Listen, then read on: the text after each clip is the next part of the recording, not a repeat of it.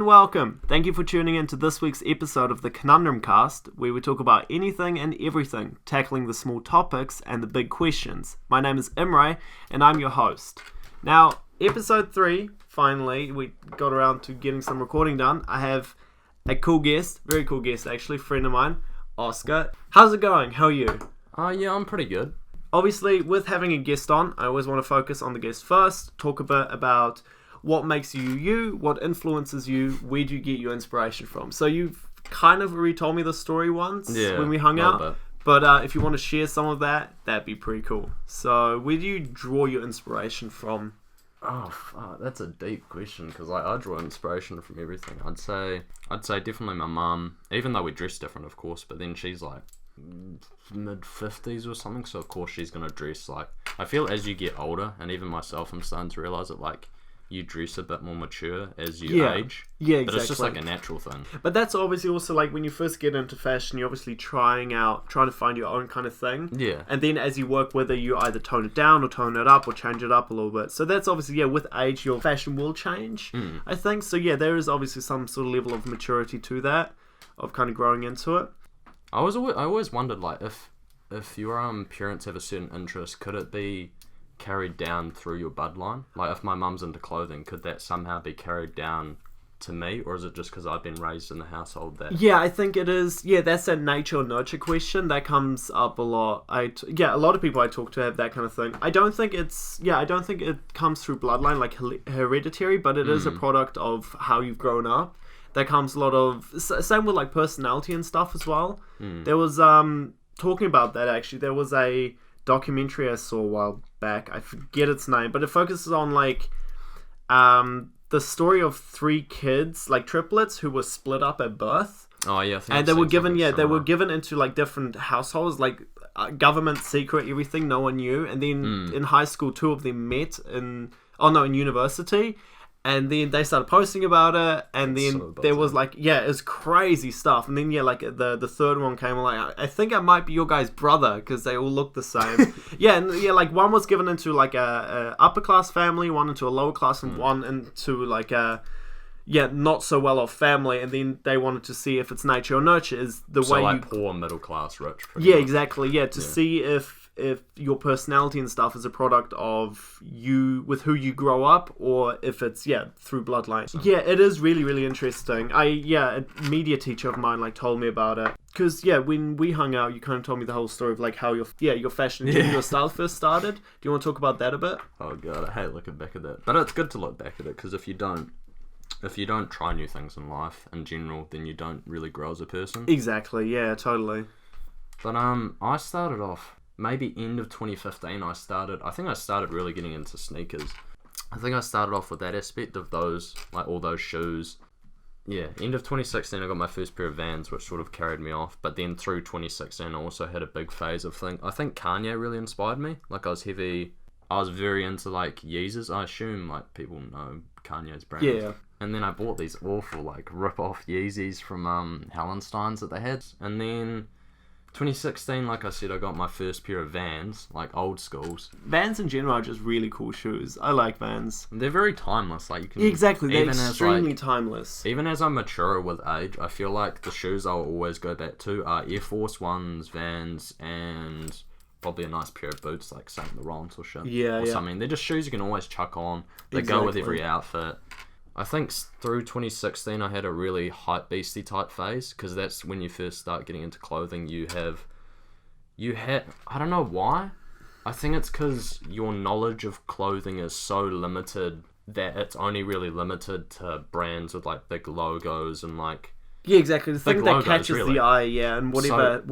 I mean, hypebeast in general is just a very big face of fashion, and it's sad, because like... it is sad, but like it's also because it's just the style in general is like a mix of either super poppy or like also like you see with Superdry, for example. Like when we went into that store, like Superdry can be quite hypebeasty with some of the clothing, but it's also more like sports gear, for example. So I feel like like hypebeast fashion in general, it's either like it's 2 sides of the spectrum. So that's probably why it's so popular, because you can either look super out there, or you can still kind of wear normalish clothing. Yeah. So that's why everyone wears it. Yeah, just a real hype beastie type phase in 2016. I was still shopping at Hallenstein's, which, like, to be fair, when you're starting out, I guess it's like a pretty good clothing store, but looking back at it, I wish I would have, like, even if I dressed in, like, I think, yeah, AS Colour would have been around. They're a really good brand that I think, definitely for, I don't know in terms of, like, how eco-friendly they are, but I think they're relatively good and they treat their workers nice and stuff. Yeah. But then again, if I'd, like, not worn that, stuff from Hallenstein's, I may not have evolved as a person to where I am now. Exactly. Yeah, I think with Hallenstein's in general, it's like one of those, it's both like it's simple clothing, but then they have like the kind of fancier stuff as well, like their suits and stuff. So like a lot of, because like I didn't buy my clothing for a long time. My mum would kind of buy my stuff. Like, so like, yeah, she would always go to like Hallenstein, give me something there. So I feel, most people kind of... I get what you mean. It's like your parents, because your parents are your main source of income and you kind of rely on them up until a certain age. Yeah. They kind of decide what you wear. Exactly. Of course, when I'm a parent, I hope that I'll, like, when my child would be like, 6 or 7, I'd maybe start letting them have a bit more influence if they like. Yeah, exactly. Yeah, I feel it is important, especially with like when kids become like teenagers and stuff. Obviously, they want to start trying different things. Plus, you're going to keep growing when you're a kid, so you don't want to like. Exactly. Yeah, I want to do that with my kids as well. Let them kind of develop by themselves and just kind of support it. Guide them. Yeah, exactly. Guide and not take control over what happens with fashion or with whatever. That's a very good point. I do agree on that. Because I feel like a lot of parents, even just parents in general, struggle with that. Like, instead of guiding their kid, there's that whole mentality of like, if you don't go to university, you're somehow a failure. Or yeah, it's kind of sad, but I see where they're coming from, because it is a product of their time. When, exactly. Like, you needed to go to university to get a job, but now there's so many different jobs. There's so many more possibilities. But yeah, that's obviously also, like with...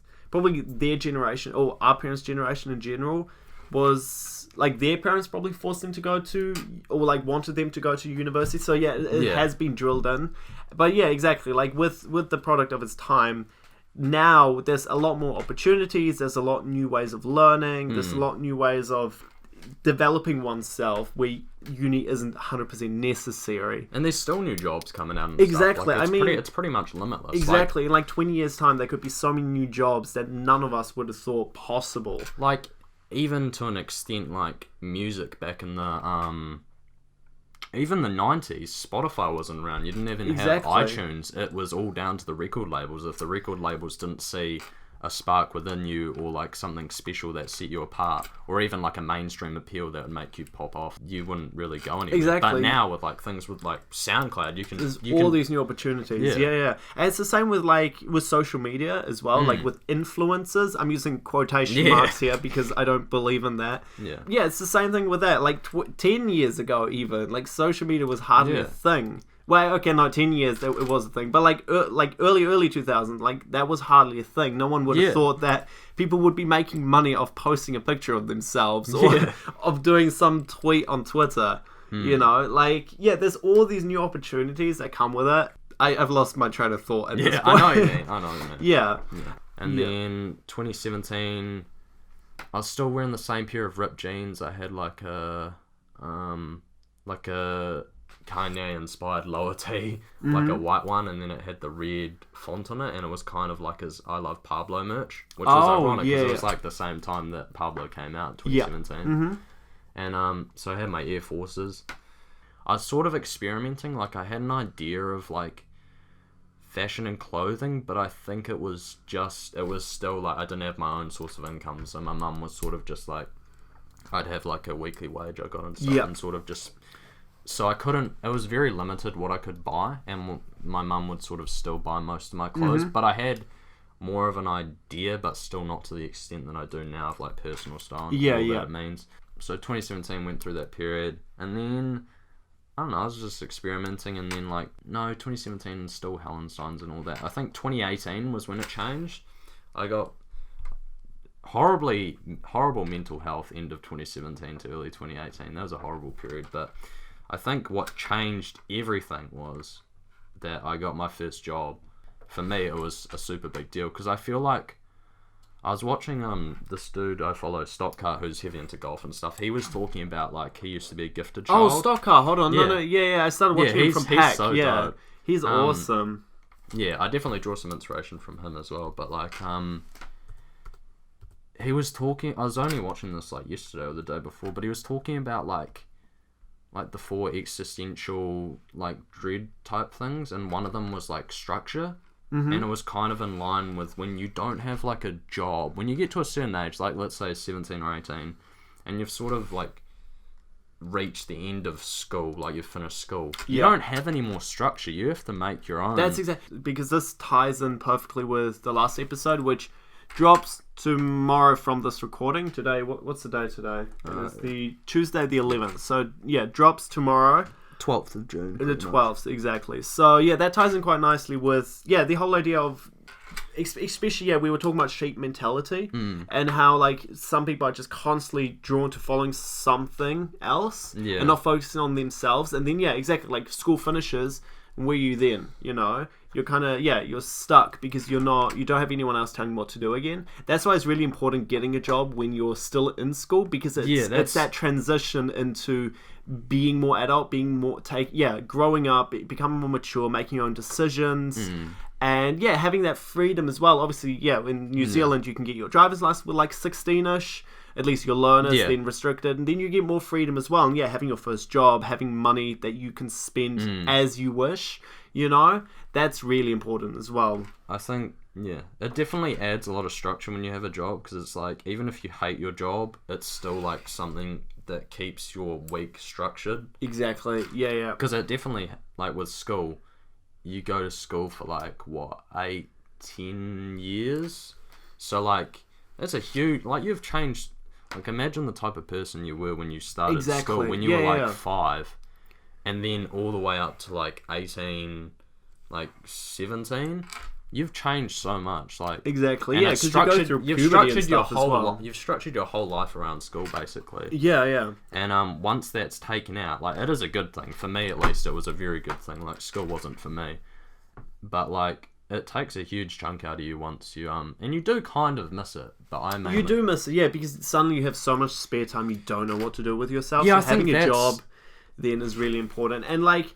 Like it's not for everyone, obviously, like going straight to work. Like, exactly. Some people will go to uni afterwards or whatever. But like it does feel kind of soul sucking, obviously, getting a job then, because it feels like you're just kind of cogging the system. First, you go to school for a whole bunch of years. There's all your childhood. Then you just work. And then you just end up working forever. It does feel kind of stuck, but it is nice as a good transition starting to work. Yeah. But I think, getting a job was so important for me, and getting back to Stockcar, what he was talking about, I think it's because when you have so much freedom, like, when you don't have much structure in your life, I think and you have so much free time that you don't know what to do with, I think it gave me at least mental distress. Oh yeah, it does. And then definitely with... Like, I love my mum, but like she is stressing me out with it, like, because your parents want you to have a job, your own source of income, and when you can't get it and you like keep chucking in job application forms and stuff, it is like it is very mentally taxing. Exactly, But and it is that thing, like especially like growing up in Hawke's Bay, for example, when it's very small, there isn't that many opportunities as well. So then when now all of a sudden you finish school. All of a sudden you have all the spare time but nothing to do with it. It's just so hard. And then exactly, there comes the stress of not finding a job or whatever. Then it just becomes too much. I feel like that's the problem with New Zealand in general. Is that it is like, obviously there's Auckland, Wellington stuff or other big cities, but like it is very taxing because it is just, New Zealand's in the middle of nowhere. It's in the middle of nowhere. Creatively, it's not a super creative place. Like you have outcasts, like you have like creative people, like I'd say Jack King, mate. Definitely exactly. There's heaps of super creative people around here. But it's just not a lot of opportunity. It's super sparse. Yeah, exactly. But definitely having that job, like that was huge for me. I think it was a really bad time because like you don't have anything to work towards. You don't have much money to do anything with your friends, you still don't really, unless you've done it from a young age, have your license to go out with your friends and stuff. Yeah, exactly. So I think that summer especially was a really bad time for me personally. And it is that, like, if you were in a bigger city with better public transport, for example, or with more people or more opportunities, that would be completely different. But being in such a small area is just so taxing on the mind.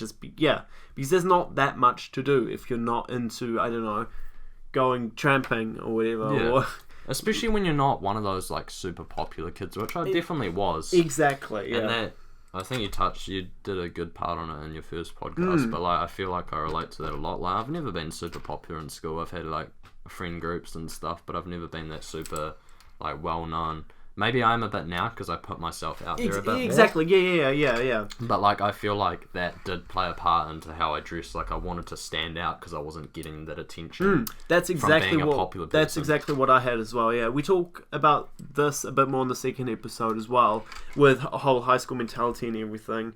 But yeah, it is that, like, if you're not getting, well, for me as well, like, I wasn't getting the amount of attention as well, so I would start wearing crazy clothes. It was that kind of, like, shock factor of people like, wait, what is that? That's but crazy, then obviously bro. my fashion started improving, and then like my last year at high school here, people would like come up to me and be like, yo, that is a fresh fit, you look good, and like that just makes you so happy as well when like suddenly it's been paying off, you know. But obviously you're not popular for one of those things of for just being good looking. You're now popular because you put yourself out there and kind of put your own dignity on the line by wearing crazy stuff, and then suddenly standing out and then getting that kind of earned respect, which is just so satisfying and rewarding. So that's what fueled my fashion as well a lot of the time. Actually, also with fashion, for today's quote, if I find it, was a quote by Edith Head, American costume designer, who won a record 8 Academy Awards for Best Costume Design. And she basically said, you can have anything you want in life if you dress for it, which is quite true, especially because, for example, we were talking about like jobs and stuff. Always dress for the occasion. That's really, really good. But then also don't overdress, especially going into like a job interview, for example. But then again, it depends on the job. Like if I was going into a clothing store, that's different. Yeah. But more like if you go into like retail and stuff. Yeah, exactly, into retail, and you're wearing like, because obviously you want to look nice, you want to feel confident, but don't go in wearing your best watch, for example, your best shoes, or the most like most high fashion item, because then they'll be like, well, you already have money, you don't really need this job, we'll give it to someone else. So obviously there is a limit to that. But like, fuck, we've derailed so much, it's taken me so Just long to say what I was talking about with my journey. But I think 2018 I went like a couple of weeks after I got my job, I saved up for a bit, not as much as I've been saving up recently because I'm going back to Wellington soon. But it was my first, I wouldn't say my first trip to Wellington, but a first, like, definitely a milestone where I could actually, like, go to Wellington and buy my own clothes without anyone else having any say in what I bought. Yeah. And I feel like, because I remember I went for a weekend, I think, and the Sunday I just went around, and I actually met a good friend who I'm still friends with now. His name's Zane. Valentine.vampire, that's his Instagram if you want to follow him. He's a dope dude. I really, he's doing a pop-up actually at the moment in Wellington where they're selling a bunch of, they do it at the start of each month. I think they sell a whole bunch of vintage clothes. So if you're in Wellington, I think it's this weekend, definitely go to that.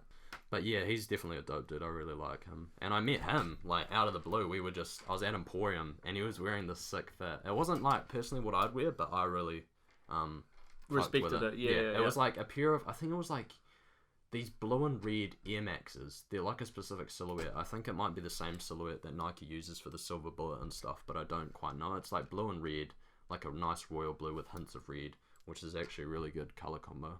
And, he was wearing like a nice baggy Tommy tracksuit, and it was so sick. And then we just talked for a bit at Emporium, and then we saw each other at Spacesuit Clothing, and then I was copying a bunch of rings, and so was he, and we just like started talking, and we like hung out that day, and we just like hung out till like 4, and then we followed each other on Instagram, and now we're still friends. And it's gonna be dope to see him when I go down again, because he's seen me develop from like 2018. Even at the start of that trip in February, I bought my first pair of overalls, which people know me for wearing because I used to rock that first pair of overalls much. Not looking back, but like at the moment, I'm not really into them. I sold them because I didn't really like how cropped they were. They were quite like, if I sat down, they'd be nearly at my knees, but if I stood up, they'd be like mid-calf. Yeah. I'm not personally a fan of it now, and I feel like it works only if you're like super short. For the moment, like back then, that was dope. I bought my first Hawaiian shirt, like a really nice royal blue one, which I still wear now. I bought a nice pair of glasses, and then I bought a Ralph cap, which I don't wear anymore, but at the time was quite a good purchase. And then I bought my first pair of like proper sunglasses as well. Plus some of the rings that I still wear to this day, which I've changed over time. But like that trip is definitely like a monumental time for me as a person and like style wise, I feel like. So yeah, that was definitely a good trip. And then just through 2018, I just kept experimenting. I got my first pair of golf shoes, which people know me for as well. I got my Jeremiah Pink, I think they're called.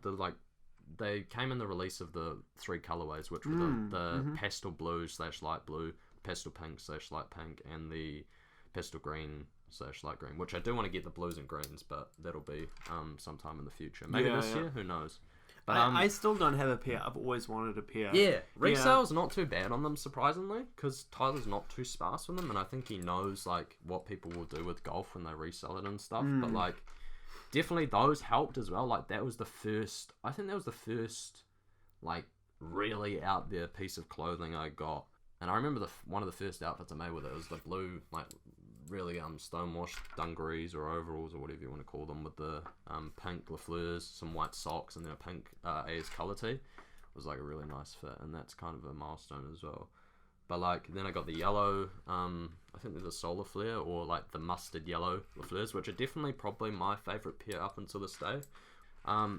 And then just through 2018, I just started collecting items that I like. And the other thing is, the only way you're ever going to develop as a person or like style-wise or clothing-wise is if you keep buying things you like. It's totally... Like, it sounds scary and dumb, but like the only way you'll grow if you want to and develop your own style is buying things you like and taking... Well, yeah, it is that. Taking input from others, like if it's how to style them or whatever, but buy things you like. And I think that's one thing that's kind of looked down, like especially if it's that whole sheep mentality, obviously, of people always... Yeah, like, there's a difference between... Because, I've talked about this on both episodes now. It's focusing on yourself, especially, because if you're happy with yourself, you can further that a lot more than constantly following other people and doing what other people are wearing. Obviously, like, there's something to that, obviously, that... You want to look like someone else, you look up to someone or like a celebrity or whatever. It's like the difference between taking inspiration and completely copying what someone does. Yeah. So there's nothing wrong with taking inspiration. Everyone does, but like, don't copy someone completely because that's kind of whack. So keep buying items, like, and I just evolved style-wise, and now I'm at the point where I'm pretty happy with how I'm going. I'm still experimenting a bit, but like... Even now, I've started wearing a lot more denim and black, which I didn't have back then, but it's like a bit more comforting because now I can just like chuck it on if I don't really feel like getting super crazy. And to an extent, I am getting a bit less crazy with my outfits because I've done it for so long, but like I still wear like crazy stuff, but like I feel like my style's at a really good point where I can chuck on anything, and it should, if I put like moderate thought into it, it will look good. And that's the most important thing. If you like what you're wearing and if you think it looks good, then don't change that for anyone else, really. But that took way too long to explain. I feel like that's something that people don't know about me, which is good. They don't know the personal journey that I've gone through with clothing, which is quite good. That is very important. Yeah, it is that. It's not just seeing the person on the photo, because that's what social media has become especially. It's really important to also, because it's that thing. Why do you look up to someone? Yeah, it's because like... if you're just looking up to them because they wear cool clothing, obviously there's something to that, and you can obviously you're taking inspiration from that. But it's wrong to just constantly look up to someone if you know nothing else about them. It is important to know what kind of person they are, because like, for example, you've been following someone for a long time, you end up hanging out, and you'll be like, yo, this person is actually so boring. Like, why?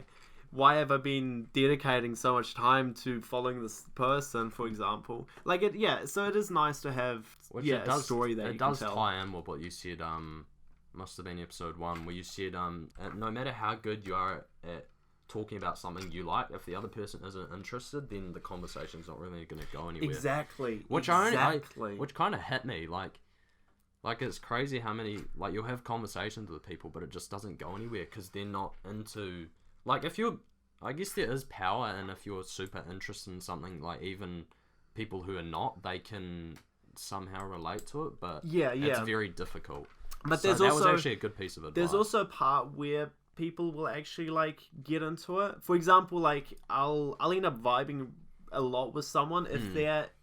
Yeah, exactly. We're not into the same things, but there's obviously something that I like about what they're doing, and I want to get more into that. So then it's really nice to have a conversation, then, like, properly able to channel, like, all of this inspiration that they have and all these ideas and talk about it, because you can listen to it and be like, yo, that's actually really, really cool. Because I don't want everyone to be like a carbon copy of me or, like, anyone I look up to. I want everyone to have, like, subtle differences and, like, nuances. I don't want everyone to be a carbon copy, because it'd just be boring. Because it's also that it's about taking inspiration from it, and then applying it to yourself, and that's how you can further yourself. It's by taking inspiration from other people, because obviously, it is about who you know and what kind of context you have as well. Because as the more influence you can get from other people, and because everyone's had their own journey, everyone's had their own experiences. Everyone's completely different. So taking that from other people is really cool, because then you apply it to yourself and you can further yourself with it. And that's what I want to do with this podcast, is to just give people an outlet, for example. Exactly. Like, Hawke's Bay is so small, and there's so many great people out here and so many great ideas. So I just want to have these people on, give them a platform to kind of just speak their mind a little bit and inspire and connect with other people like-minded or similar-minded, and that in general. So I'm really happy with how this went. Alright, with that, we're about somewhat into the episode now. We'll go into a movie recommendation if you have something. What about, actually, we could talk about Pack a little bit, because we're very... Pack. That would be the thing I recommend to anyone, although lots of people know about them, but they're so dope. I love them so much. Definitely heavy inspiration, especially Elias and Shaq, like, dope people. Totally. Just dope people, like, real inspirations. Like, Shaq, of his course, is an artist, and he's done a lot of creative endeavours. He kind of reminds me of CDG, even though I don't know that much about them. From what I've seen from their archive and clothing, they're very, very art-focused, and Rei Kuwakoba, I probably murdered that horribly, but she's a Japanese designer. And I'll tag it all in the description anyway. So she works a lot with shapes, and it's very, like, flipping fashion on its head, which is super inspirational, which is why CDG is such a well-known brand and is very respected. So PAQ on YouTube, they're really cool. It's 4 guys. They do a whole bunch of stuff. Very all fashion forwarded. They usually challenge based, but they've also got a new series which is really good, and I recommend. I haven't watched it fully yet, but it's fully, like, focused on, like, brands that are eco-conscious and are aware of what the really earth has. And I feel like that's super important, because there are some really good brands. I mean, in general, just with saving the planet and all that, use them paper straws, please. PAQ, again, check that out. They're really cool. They do a whole bunch of challenges. And I discovered them, like 2000. I discovered them when they were first doing it, 2017. Early. I remember watching the 4 episodes in a row. Like, episode 1 is still my favourite. Like, it's crazy how much it's, like, they've developed. From people's perspective of seeing me change, I've seen PAQ change. Like, it's crazy. And seeing, like, all the big stuff they do now, like all the huge, like, they'll do the brand deals and stuff. They went really from, like, cool. Adidas to, like, they've been invited to Fashion Week. Like, I'm pretty sure, like, Elias has gotten stuff from Prada and, like, from Diesel. And they do so many, like, collaborations and stuff. Now, my favourite, one thing that you guys should really check out, because it's also more fashion stuff as well, or, like, different creators as well, is the best dressed YouTubers. There was a whole collection. It was like, they focused on different YouTubers and their fashion. I'm not really a fan of, like, the last group, except for Ricky Thompson, because he dresses incredible and very, I guess, spoiler, but it's been out for, like, a year, so who cares? He won. And it was very, very well deserved. Like, an amazing, like, eye for stuff. And very different to how I dress, but I take inspiration Exactly, from yeah. him. So and he's a funny guy as well. Exactly. He makes lots of vines and so yeah, skits and do stuff. check that series out because it does show a lot of different people with different styles, different fashions. So that's really nice as well. All right. Yeah, we'll probably end it here. That was a good episode, actually. We're good way in. So we'll leave it at that. 3rd episode done. Hell yeah. Epic. Hell yeah. Aye.